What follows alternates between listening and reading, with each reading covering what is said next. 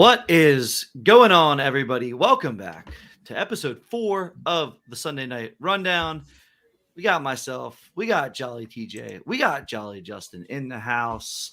It is Sunday, November 6th. We're going to be talking a lot about the Jolly Joker gated rumble contests, tons of DFS stuff, a few other things on the docket, including the JJSS Rumble Survivor contest.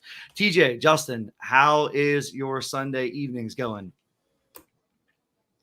Going well. Lots of stuff going on as always with NFL Sunday. I was on out of town a little bit this weekend, so I got back this morning, got back in the lab, just been kind of catching up, getting back up to speed all day. I know we got some interesting DFS cash train lineup stuff to talk through a little bit. We're going to release the Rumble payout structures, which I think is going to be super fun to see, and overall jolly vibes on this Sunday evening. Yeah, it's been a fun weekend for me. Friday night, went to the local kind of Burns, the steakhouse of the area. Got a bit of a kind of local, I don't know, treatment out of it. Or like the kind of the person I was with like knew the waiter. So basically, instead of like us ordering wine, they just behind the sommelier would just take like bottles that they didn't finish and just start like mixing them themselves, kind of for fun. And so we end up just getting these red blends. They just bring out throughout the night like 4 different decanters of just random red blends. And like the first one we came out, it was a little more like kind of juicy, a little more like fruit forward. And like half of us hadn't finished it. So he takes the next decanter and he starts like pouring it in our glasses. And normally you're like, whoa, like that's a different like wine. Like that's different than what I've been drinking. But well, it's literally just all red blends of like anywhere from $300, $400, $500 bottles to whatever their cheapest is. Like it's all just random. But so that was a fun, not sober evening. Just cool experience. And then led into some football. I don't want to talk about college football, but for pros, it was fun. It was a good day. Some big games out of people that you don't really expect it out of. Yeah, we'll get a little bit of. We didn't have a show last week. I think last week was a little bit of a rough college football week for the crew on this show, but we'll get a little bit of 1 minute take on college football, I'm sure, as we go through the show, but definitely want to cover some NFL stuff. I also think your take on red blends is hilarious. I always laugh when people say red blends, and then the wine snobs are like, oh, don't mix my one little bit of wine left in the next glass that you pour me. I'm like, I mean, isn't that exactly what a red blend is? So cheers. I got myself a little red here tonight. So cheers. Being open-minded to red blends is definitely interesting, especially when they're $300 a bottle. So shout out to those in the chat too. DJ Local, Andy Reid off a bye. Oops, I just outed you. If you didn't want to be outed, Mark, I apologize. Blaze, Michael, Tiger, shout out to you guys. Shout out to those people in the chat. We're going to drop some alpha on Rumble contests here at some point tonight. But gentlemen, where do we want to start? I had a decent cut sweat on Friday on DFS golf, and that usually dictates my play on Sunday from an NFL standpoint. So ended up only getting 4 or 6 in the cut. So I took a pretty light on the DFS side of things from an NFL standpoint. But do we want to start DFS? Do we want to start Rumble? Where do we want to start? I mean, I think we have to discuss Philly sports. So good news, set a record.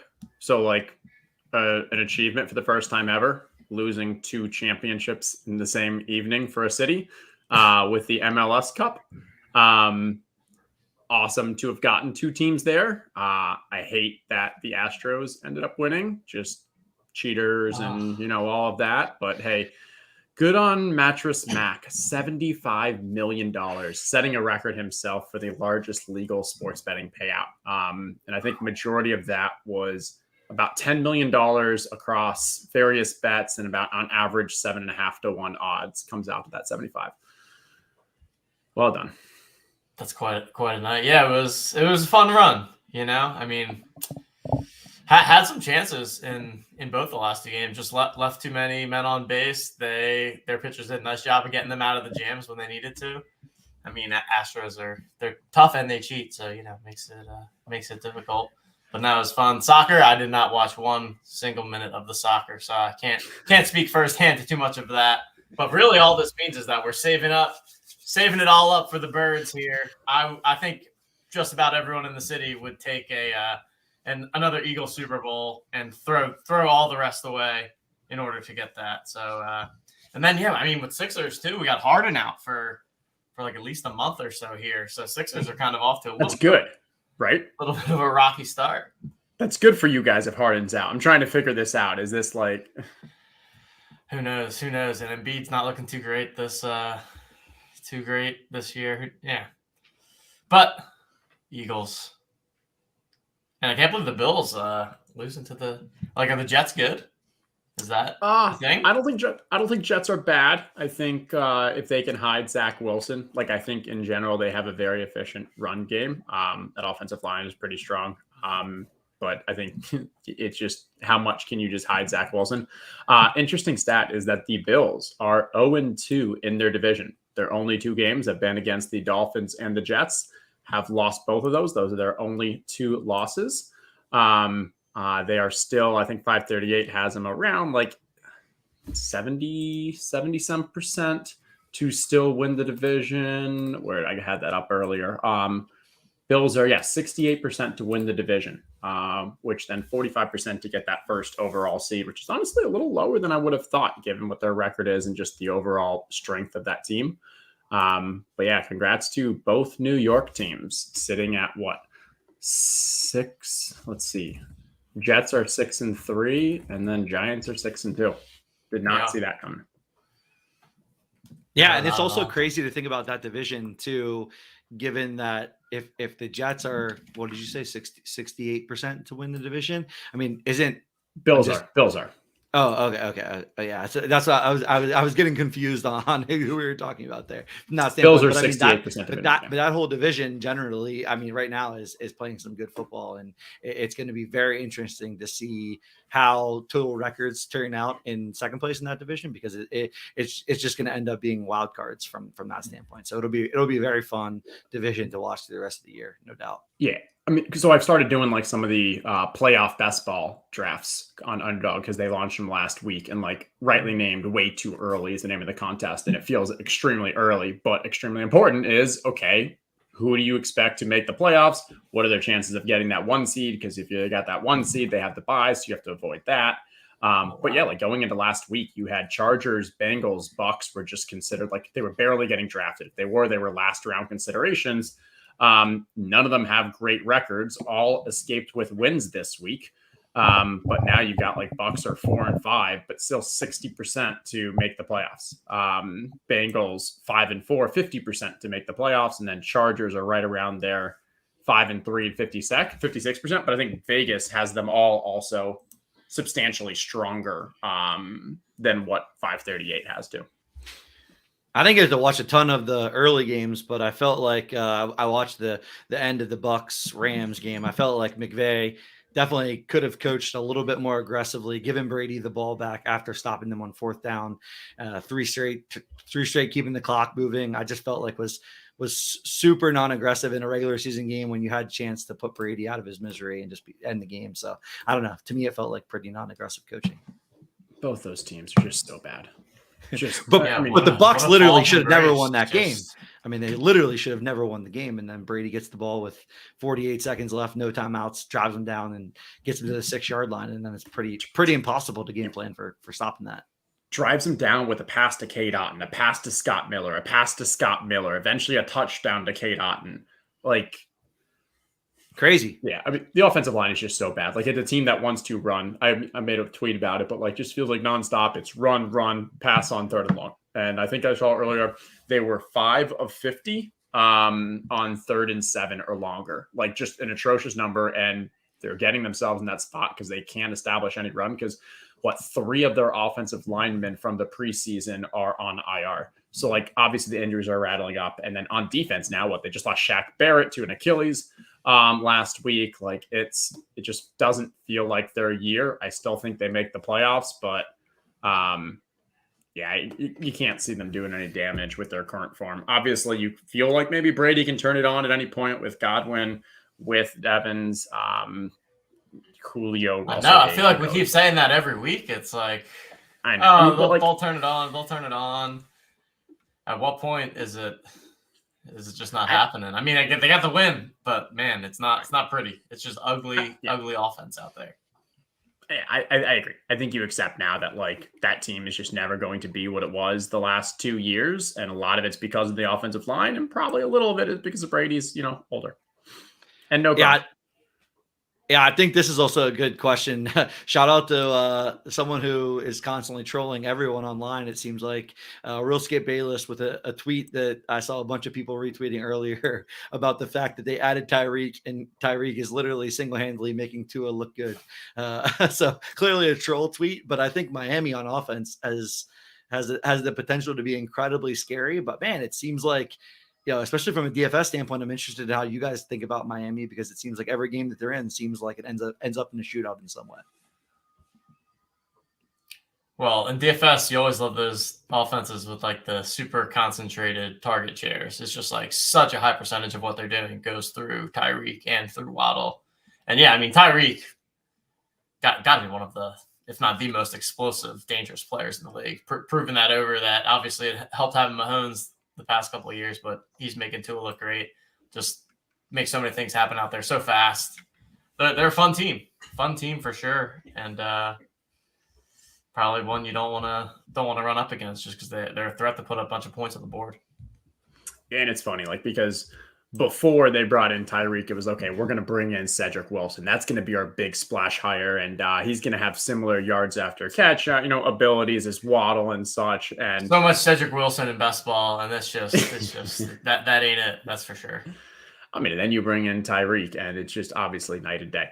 He's perfect for that offense where Tua throws. I mean, like, yeah, we joke about it. Like, Tua throws the most accurate pass. Like, that's obviously what Tyreek said, and then McDaniels has quoted it as well.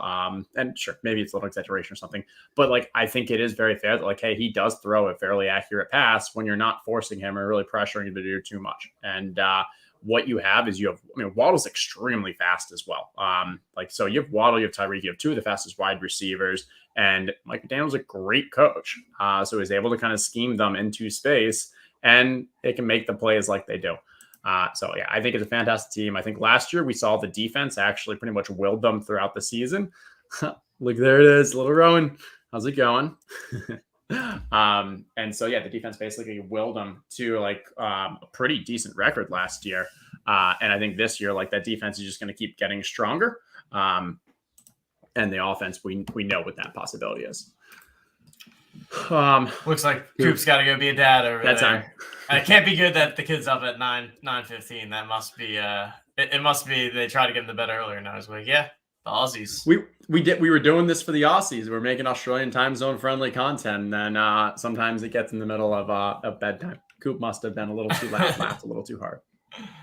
All right, so DFS. I was about to say, I know we wanted to talk through this. I can share a little tweet that you made as well, because I'll just kind of set the stage, because I mean, I felt like I knew this was going to be the case going into the slate, and it's just like one of the most duplicated cash lineups that I remember ever seeing on FanDuel specific. I actually didn't even play DraftKings. I think the same thing happened on DraftKings too, most likely. And yeah, it's just it's always an interesting dynamic. I mean, in a lot of like the 100-man double ups on FanDuel, there'd be like 30 of the lineups were the exact same lineup that I played. The lineup ended up doing really, really well, so that was fun. But yeah, what's the deal here? Yeah, pull up the tweet, and if you could zoom in on the picture, because yeah, I think it was like probably like 30% of maybe single entry stuff. But so what we have here is a $11 double up multi-entry. You can enter up to 68 times, 2,300 people in the contest. This right here are the teams that are tied for 21st place, and they're not even making a full double up. What that means is that from 21st place all the way to the cash line, all have the exact same lineup. So if we assume that top 1,000 win, so 21st, so you have probably about 1,000 teams, but it's got to be at least 981 teams, but probably about 1,000 teams out of the 2,300 or so played the exact same lineup. So in this scenario, you almost couldn't, if there were, over 1,000, like get your full 2x. And so now we're entering these lineups, these contests where like you start automatically losing some to the rake. And obviously this lineup did extremely well. It literally finished in 21st place, meaning, yeah, you lost to 20 people, but you probably beat another 1,000. And so you're in a place where you're finishing in the top, like 1%, 0.5% compared to like all those ones that it beat. And you're still not even getting like a full 2x. And then on DraftKings, it was kind of similar where my line, like I think I put up a 161. I had that chalk lineup, and I still lost like a few $1,000s, even though I cashed everything. What? Just because. Really? Oh yeah, It was that big of a train. Yeah, because I mean, that's why I didn't even play draft. Like I've found DraftKings to be even worse with the train. I don't know. Like I think it's just. I love playing the cash games, but it's just. I don't know, man. Yeah, and like so it's like I can make my lineup in like 2 minutes. I don't have to look at anything, and like you can just go in and you're like automatically down to a 2v2 at worst, and then you're flipping coins at that point. And so I was talking to like the guys in the ETR Slack and such, and it kind of is like there was one side of thought that was like, hey, you probably just shouldn't play in those large stakes like double ups anymore, just because like in the FanDuel one, 50% plus 50% of the teams all had the same lineup. In DraftKings, I haven't looked to see how much it was, but it was probably similar. But if I do that, I'm literally not getting like any action down, and now it's not even worth the time to play. Because like I'll post head-to-heads, but I'm never getting more than $1,000 in head-to-heads. Rarely ever getting like, maybe I get one or two like $100, 215 picked up or such. And at the end of the day, like that's for me personally, just it ends up not being worth my time. So either I need to enter these contests that are maybe not good contests to enter just to be able to get enough volume down, or I don't play. And I don't really like that latter answer. And I mean, like, but part of it is like, okay, or I spend more time working on the GPP style stuff, which is definitely a fair answer and probably actually the thing I should be doing. But it's tough. It's frustrating. Yeah, and the GPP grind can just be so brutal. I mean, you can go Especially weeks this year. without. I mean, yeah, and the chalk's just smashing every time. I actually, I've been just playing like one. I don't know. I'm actually curious to see if like some of the weekly underdog stuff or anything like that ends up. Like I'm curious if we start to over the course of the next 1 to 3 years see a shift away from the traditional style DFS, or it feels like we need some sort of shakeup because it's pretty solved at this point. So it feels. So one question here for you guys, being someone that plays very, very casually and is only playing, call it single entry GPPs. When it comes down to knowing the differences between, grinding the cash side of things and seeing what we just saw and trying to grind on the GPP side of things, where do you guys draw the line and how do you guys make the determination of, am I really willing to put in the time, effort, and like amount of runway that I need in terms of funding to like run GPPs, how a lot of people run GPPs? Or is it more like, hey, I'd rather play single entry, high dollar. I know the variance is there, but I'm well within my own bankroll to lose for an entire season or to maybe like win occasionally. Like, what does that feel like from the delta between playing thousands of dollars in cash every week? Because I feel like mentally that's just a very different game than what you guys both are typically used to playing. Yeah. So I mean, for me personally, I for the past probably 2 or 3 years, I've basically been in the state of like, I'll put my cash lineup against anyone else, and I feel that I am at least 50%. Now, if I put my cash lineup against TJ, if I put my cash lineup against CSRAM or someone, maybe I'm only 50. Maybe I'm 51-49. Maybe I'm actually 49-51 on a given week or something. But if I'm only even 51, 52, 53, like I'm now losing money to the rake. And that's why I'm not going to go pick head-to-heads against people who are posting. Because even if I feel like I have the best lineup, a lot of those people probably have either the same or a 1v1, 2v2, very similar lineup as well. So to maximize like my cash, like I have, what I was getting at is like, so as long as I'm choosing what I think is good contest selection for cash, I have no problem from a bankroll management because like I know that I'm getting it in good, or at least I feel that way. GPP I think is very different because here's the thing. With cash, you're far more likely to realize your range of outcomes across a season just because it's a hey, win, lose type of scenario. With GPP, I might think that like, if I'm making a lineup, I probably think that I have like an edge on the field, but my chance of realizing that edge in a given season is still so low, just because of the crazy amounts of variance and need to kind of hit those top cash prizes. So I think that's where like bankroll management is so extremely important if you're playing pure GPPs, because you really just have to expect that like, hey, for a given season, there's a decent chance that you're just not going to hit. And is that sustainable for you? And honestly, you need to have probably 2 to 3 seasons worth of bankroll to really survive that. Yeah, I think it's such an interesting like mental shift in how you play the game and what the game offers, and like even tracking the results. You hear a lot of these people that are the high end GPP players that they're really not watching the games. They're really not like sweating individually until the end of like the 4 o'clock slate, because if you are playing GPPs, you're losing a lot of the time. And when you are winning, you're hoping that you're winning very, very big. You're not really hoping that you're, just cashing, because that ultimately doesn't really end up in adding to your bankroll. So I think it is such a different mental shift. So yeah, I thought that was an interesting thing to think through.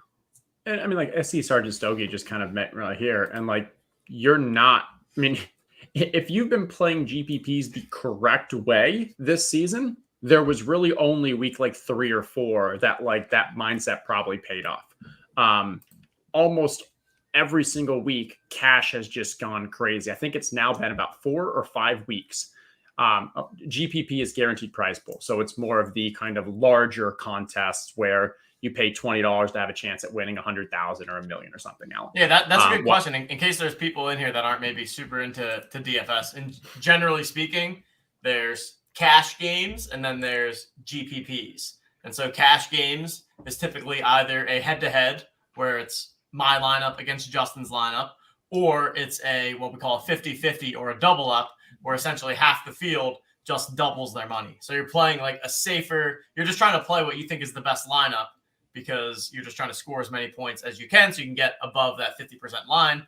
In GPPs, that's where it's typically a larger field of people, and the payouts are tiered so that they're typically pretty top heavy. So it comes into a lot of like game theory type of stuff and ownership and all things that are pretty important when it comes to tournament play. Rumble is a GPP. It's there's a guaranteed prize pool of $10,000 each week, and there's, however many people entering, and then the goal is to finish at the top. And if you finish in the middle, it's the same thing as finishing last. So like, that's why with those, you want to really go for like those high upside. But as we're saying, like, there's a lot of variance, and you can be doing things the right process, as was, Sergeant Stogie was referencing, but like, this year has just been pretty brutal with cash just hitting so hard. It's funny because in past years when that happens, I'd historically been okay with it because I'm going so heavy on cash that like the cash more than makes up for my losses in GPP. This year, it feels like you lose the GPPs because all the chalk hits, but then the chalk hit and everyone has the same lineup. So like, you're really not even profiting like much. I don't know. It's tough. And I think it's just the kind of state, but to your point, TJ, I think with like the underdog and games like that, and like, the owners club and stuff, like there's a lot of innovation, I think opportunities. And I've been diving very heavy into the underdog streets, doing the ETR stream every Thursday and such around that. And I think there's a lot of fun involved there. DFS, fantasy sports betting, it's all just going to continue to evolve. All right, boys, we're 25 minutes in. We don't want to bury the lead. The people are here for the Rumble prize pools. Let's quickly cover the Jolly Joker survival contest. Shout out to the 6 people: Martinsky, the Blues, Grizz, Bull Raiders, Shabib, our Trick 33 in Glen Coco. We had a 3-week contest starting week 7 where there were 650 plus entries. We skinnied that down by 10% of people that survived that first week, moved into the second week, which was last week. We then skinnied those 65 people down to these 6 contestants that are vying for 5 different prizes. So 6 people, 5 prizes up for grabs. To the first place winner, it will be NFL tickets and an NFL all-day pack. 2 through 5 will also win an NFL all-day pack. So looks like there's a good bit of contest left to go here with the Sunday night game and with Monday night tomorrow. It does look like Marchinsky, the Beluga, does have a nice lead for right now. I haven't looked at all the lineups, but shout out to these 6 people. No matter what, I thought the Survivor contest was really cool. 3-week contest, got down to 6 people. And I think the most interesting element of this is building a completely different lineup to win a 6-person contest than trying to build a lineup to win a 3,000, 4,000, 5,000 person contest. So I thought that was really cool, really unique. Ton of different ways that we can take Rumble going forward. So excited to see how this finishes up, and ultimately just not looking to finish 6th here. Otherwise, everybody else winning an NFL all-day pack. So shout out to you guys. Don't be last. So truly, I mean, the sweat, as we mentioned, is obviously for first, but also the sweat for last. Glen Coco's down here, but Glen Coco has strong PMR. Yeah. Is it a fight between those two, really? I know Glen Coco's got Kelsey tonight going on right now. Mahomes and Kelsey going right now. And Kamara tomorrow. And I think Kamara's pretty chalky. I believe Kamara's in just about the majority of lineups I thought that I saw. So here we just have Mahomes and Kelsey. So it's just the difference of Kamara there, which is an 11-point difference. Yeah. So Glen Coco is probably a favorite to pass there. Our Strick might be in trouble, and you know what? That's what you get for not putting your Jolly Joker as the profile picture. Justice may be served after all. Shout out our Strick. He also has one of the coolest Jokers. He's got a 15 Chiefs jersey with a gold OTM necklace, which is pretty fire. I believe it has the Happy Gilmore beer can helmet as well. So that's pretty sweet. So get that Jolly Joker uploaded as your profile picture, and we'll be excited to rock that going forward. Cool. Yeah, I'm actually going to be starting something new this week, starting tomorrow. Going to be doing a little bit of a Rumble kind of lineup review type show where I'll just go through every Monday, talk about the kind of current status of the leaderboards of Rumble, the main contest, getting into the Jokers contest as those get live, and just be a fun little thing to do. See any kind of sweats that we have going into Monday night about who could potentially be chasing people down on the leaderboard with the Monday Night Football game. So I'll be coming to you with that tomorrow. I don't think I picked the time yet, but either late morning or early afternoon. I haven't decided. I might just kind of do it whenever I feel like it. You going to do live? You going to record it? I'm going to do live. Yeah.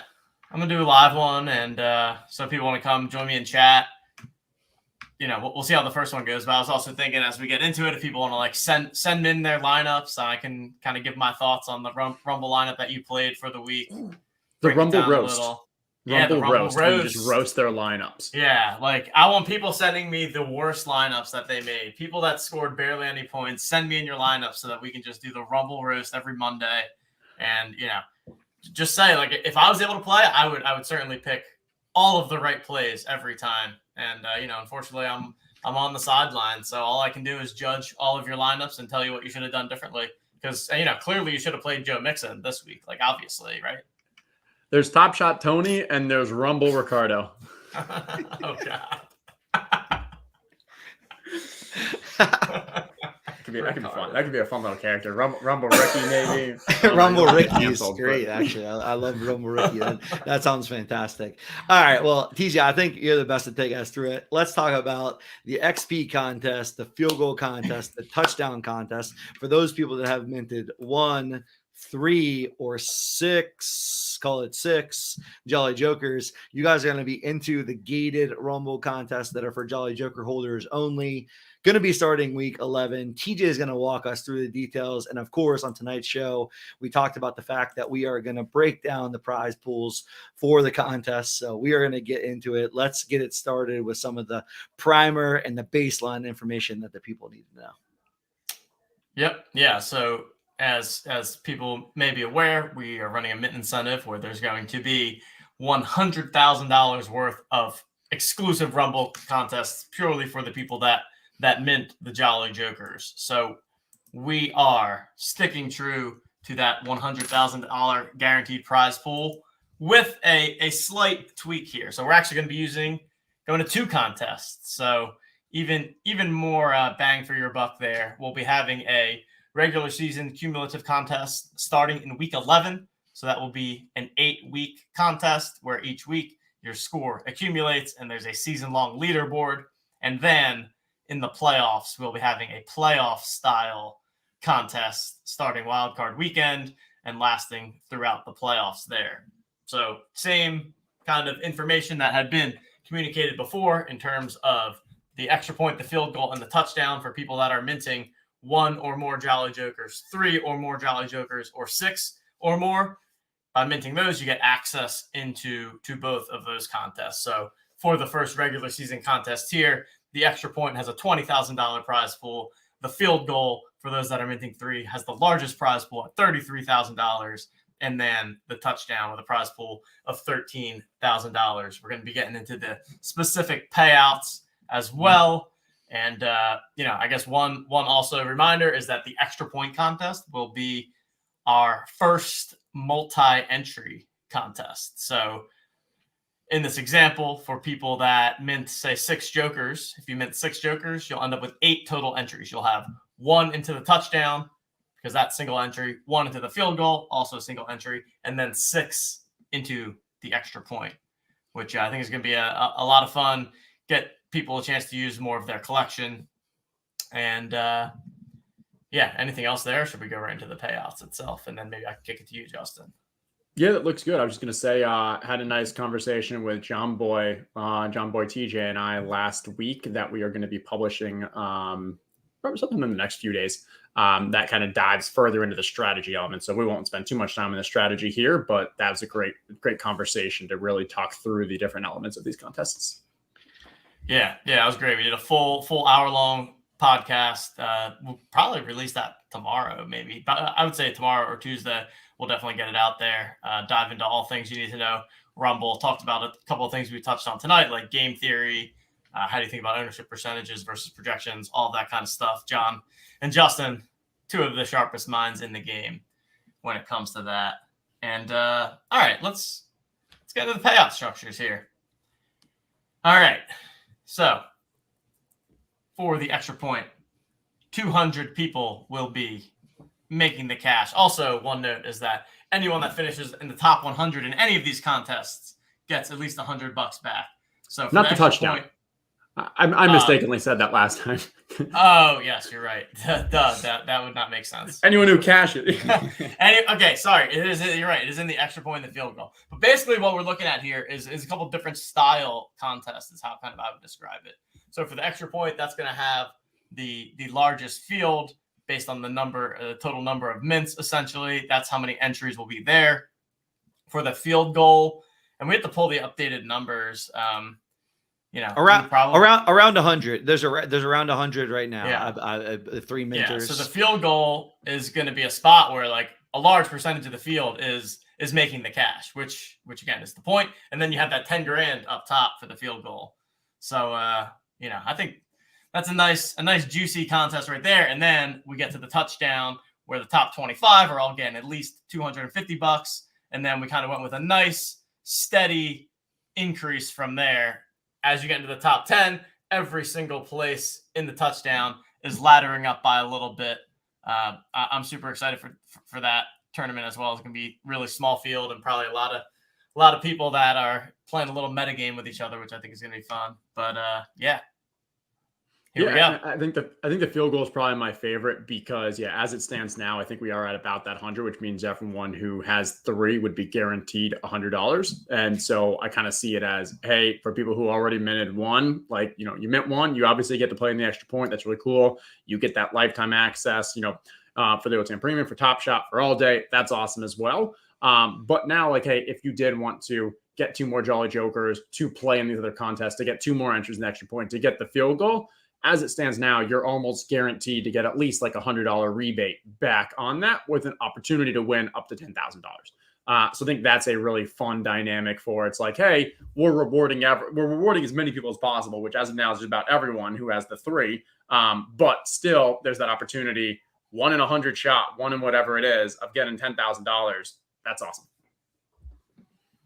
Yeah, I think the one thing about the extra point as well, we looked at the prize pools. We are very in favor of flat prize pools, but those people that did mint one Jolly Joker won an opportunity to win and take home a big prize. It is the definition of a GPP. So you look at $2,000 up top, you're talking about 6xing your money, six plus xing your money from a standpoint of if you have one Jolly Joker, you're able to take that home. So it's going to be very fun to see the way these contests pay out, the way people attack the strategy of how week 11 goes, how week 12 goes, how week 13 goes, and then changing your strategy in week 14 through 18. So I'm really excited for the elements of strategy that are involved here, how to play it. I think the one thing to remind people is if you've been playing in Jolly Joker gated contest thus far, we have use a lot of your main Rumble team for these contests. There will be a completely separate contest to enter. That is something that we are working on, something that we're looking to give people a little bit of a flavor of in the coming week. So you will have the ability to play these contests with a completely different lineup than you play your normal, free to enter Rumble contests. That is something that I want everyone to keep in mind. You will be entering a completely different contest for each of the extra point, the field goal, and the touchdown, all on top of the free to play Rumble contest. Yep. I see Ryan asking in chat, scoring is cumulative ? From weeks 11 to 18. And yes, that is correct. So all the weeks, just total points. Only thing we actually hadn't finalized is if we were going to do a drop week or not. And that might still be up in there. We may ask the community if they want one. I don't know. I still think that's interesting as should we have a drop week? Something that we have not yet finalized. Yeah. Completely agree. For me, I think it hurts the sweat. I think it hurts the sweat a little bit, though, because then you can never really know who's winning. I think that would be my biggest thing against the drop week is that it's like you can't really sweat precisely until it's all the way over. But that's probably true. And I think maybe if it was a longer season, the drop week would be more important. But maybe because it's only 8 weeks. Yeah, hoping that people can dial in for the 8 weeks here and make sure that they don't forget to set their lineups. But and I think it'll also be interesting because the second week of this will be Thanksgiving. So it's going to be a unique little slate there too. We'll have the Rumble Wrinkle times 3 on Thursday. And Cooper's. Go ahead, Justin. Go ahead. I was just saying, Cooper's talking about the extra point. One thing to mention there is you can also win multiple prizes in the extra point. So if you have 3 lineups and 2 of those cash, you can get both first place and 10th place or something like that. And you're getting those full payouts for however many you get that end up placing. Yeah, that's a great call. I think if someone is running 3 lineups into the extra point, or it would be hard not to shout these people out. There are now 2 people that have minted 7 Jolly Jokers. Those individuals will have 7 entries into the extra point, so they could be running down 2nd, 5th, 10th, and 101st place and 150th place, and so on and so forth. So yeah, an opportunity to ultimately cash each one of your lineups kind of going forward. But yeah, I think the drop concept is interesting and unique, but yeah, given the 8-week contest and the opportunity to maximize the sweat, which is really what we're after here, especially in that field goal contest, when you're starting to ladder from 5th place getting $1,000 to 1st place getting $10,000. It is just going to be a phenomenal week 16, week 17, week 18 sweat. Really pumped for that contest in total. Yeah. And then after that, hey, the playoff contest is going to be really fun. People had so much fun with doing a similar style version, we've done in the past and such. And it's honestly each year, any form of kind of fantasy football playoff competitions are always my most fun contest from a strategic aspect. So a lot more coming in that. And I think overall, this is going to be a big win for everyone. We would be absolute crazy people if we designed a contest around weeks 11 through 18 and then didn't have a contest for people to enter into when football is literally the talk of the town. Wildcard weekend has very quickly become one of my favorite weekends of the year. Just incredible football, everything on the line, ton of games to still be like looking at and evaluating. So yeah, I think that playoff strategy is something that, I've loved over the course of the last 2 or 3 years, just being involved in be it underdog or what we did with TOC last year or any of the kind of playoff contests. I think it's just super, super fun to sweat the best part of the football season. Without a doubt. So there we have it. Joker gated Rumble contests coming to you week 11. So we'll have 2 weeks here to continue kind of spreading the word, getting all that info out to people. We'll have updated counts tomorrow in terms of the number of unique minters that we have at each mint count, like we've been doing every Monday.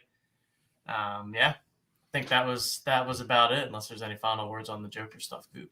Yeah, I think a couple of things to just kind of quickly clarify here, and honestly, gonna do some on-air clarification here, which I'm sure TJ and Justin will love. But I think Mark asked a good question. So mint deadlines for regular season and playoffs will be different. They very clearly will be different. But one thing I wanted to cover is, if for some reason you just find out about Jolly Jokers and it's week 11 and you mint 2 Jolly Jokers, and in week 12 you understand, hey, there's this 3 mint contest happening and I want to be a part of it and I'm going to mint an extra Jolly Joker. On week 12, you will be able to enter the 3+ minted Jolly Joker contest. There isn't really a cutoff, if you will, and that person will just have less scores cumulatively than you would have. So I think that's important to note, that there isn't a formal like cutoff. It will be those people that have minted 3 Jolly Jokers by lock time in week 11 will have the ability to enter into the 3+ Jolly Joker contest, the field goal contest. So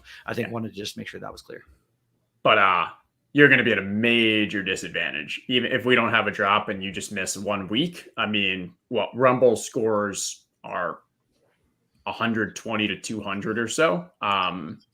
That's going to be really difficult to make up. So, yeah. You think there's someone out there that won't sleep in, Justin, on a Sunday and completely forget to enter their Rumble lineup? I mean, we've seen people in DFS like live finals completely miss and enter their lineup. No, I'm just kidding. I completely agree with you. I just think there is other circumstances out there where someone might not enter a lineup, or they enter something at 12:59. You know what I mean? There's other circumstances that are out there, but I just wanted it to be clear that there isn't a quote unquote cutoff from that standpoint. Yeah, of course. And yeah, it'll still be based off minted, not ownership. So this is still part of the full mint incentives. Yep. So if you're someone that's already minted 3 or 6, you're automatically in the field goal and the touchdown for both of the contests. So cool. We got some. How about some IRL stuff? Yeah, Coop, what's been going on there? Sending people to some games I saw. Yeah, man, the IRL stuff has really been fun. So first, I would be remiss to mention, there are several people out there that have been incredibly patient that won tickets from contests pre-mint that we are circling back. I believe I have just about everybody's games pinpointed. We will be purchasing those tickets and getting those to you this week. A couple people picking some incredible games. And, I think the coolest thing about doing tickets and doing some choices is we've got just as many people wanting NHL games as those people want NFL games. And we've got a few people having NBA games as well. So we have the likes of all 3 professional sports. We've had discussions from some of the international folks as well. Hey, is this US based? This is in real life tickets. We're looking to send people to an event, love it to be a sporting event, love it to be, something centered around sports. But if it's not, and you have another opportunity or another idea in mind, that's what we want to send you to, something you really want to go to. We want to deliver a great experience that the people have, and one that you'll talk about. So, I think the other element of the Jolly Joker Sports Society has been the community has just been incredible. Shout out to Blazing Arrows. He had some tickets open for the Red Wings game last week, or the end of last week, or beginning of this current week. I can't exactly remember.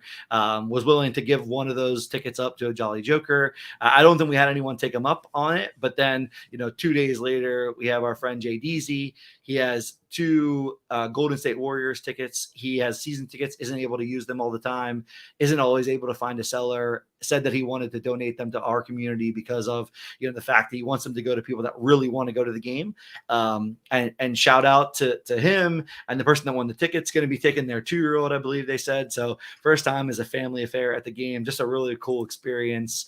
Going to be trying to do as much of this in real life stuff as possible, and trying to integrate more and more in real life sports stuff as we go forward. So keep your eyes out. I think we're always trying to bring, in real life events as a part of the entire digital age of what we're all kind of doing and feeling in front of our computer screens. It's awesome to get out to a game, to take in the sights, to see these professional athletes at the top of their craft.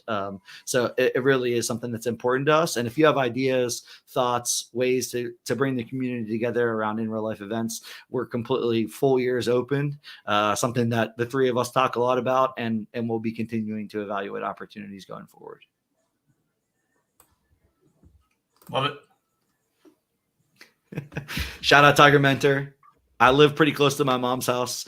I don't, in fact, live in her basement, but we can have a dual basement party if we get enough Jolly Jokers over here in the Pittsburgh area. I really do. I mean this from the bottom of my heart. If you're out there, if you're in Pittsburgh, I'm constantly trying to find ways to connect with people in real life. There'll be more and more local events that we're trying to do, or just get-togethers.